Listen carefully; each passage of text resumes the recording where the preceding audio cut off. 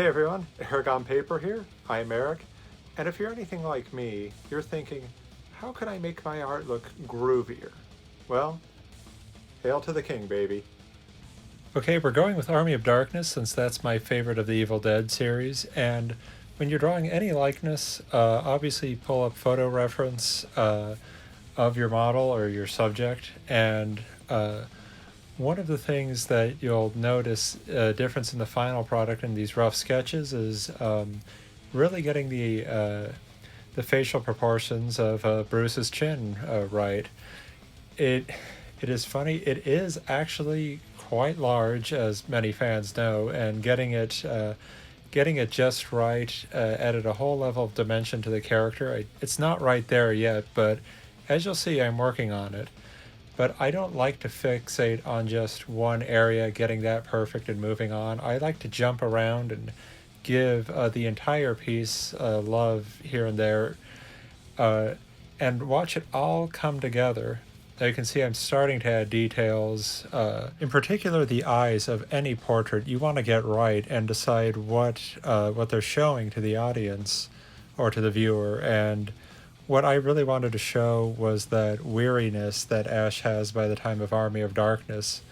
He's tired of running, and by the end of Army of Darkness leads an epic battle with the Army of the Dead, which is, for my money, one of my favorite bits of film ever. I would love to do a fan edit of that with the Helm's Deep sequence at one point. Okay, so now that we had a lot of fun adding in the facial shadows, one of the things we have to keep in mind is that I'm using a different body from the one in the reference photo, as in I'm drawing him with his blue shirt and that harness instead of the medieval white cloth shirt. So even when referencing other things, get the shadows right and consistent. And I had a lot of blank space in there. So why not make it an even more horrific drawing and give myself a lot more work by putting in the evil Ash from Army of Darkness back there.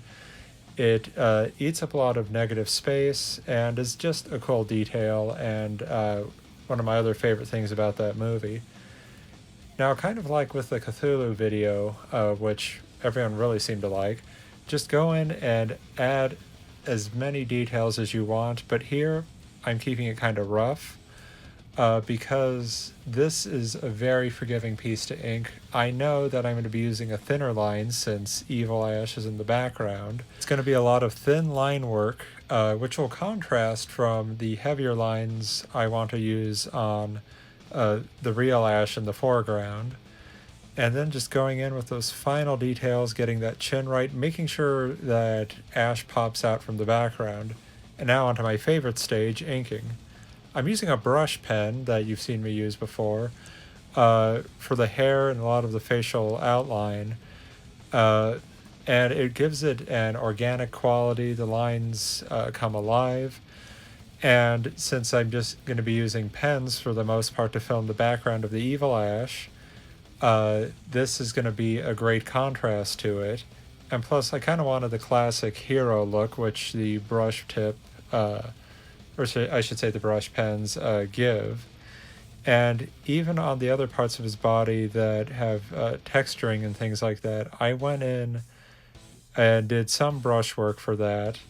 But even, but with that, with the brush pen, with that outline, then I can go in with the microns or other thin materials and start adding in as many folds, wrinkles, debris marks, whatever you want to use to define the texture and describe really what's going on. He's got a torn shirt. Well, you want to make sure that shirt pops off of his chest a little bit. You want to make sure that that metal looks, suitably rusted, and you want to make sure that that leather looks, nice and taut and different from his shirt. So it is a lot of work to get it right. But it is so rewarding. And what I really like doing with this piece is just exploring all the different textures you can get out of it. Now, here's what I'm talking about with the evil Ash. Now you look in the background and you see how the good ash is popping out because I used a thicker organic line as opposed to just using the micron to ink everything.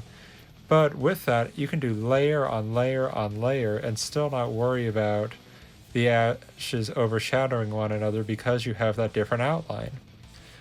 So now just to fill in the chainsaw texture, I used a dry brush technique for the metal, and to prevent it from looking strictly like I only used a dry brush technique, I went in with some whiteout and started filling in some of the, or actually erasing some marks, making it look like metal scrapes and things like that. Now the thing with the whiteout is it's hard to do on a vertical surface, so I laid it down horizontally. And here is Ash versus the Army of Darkness.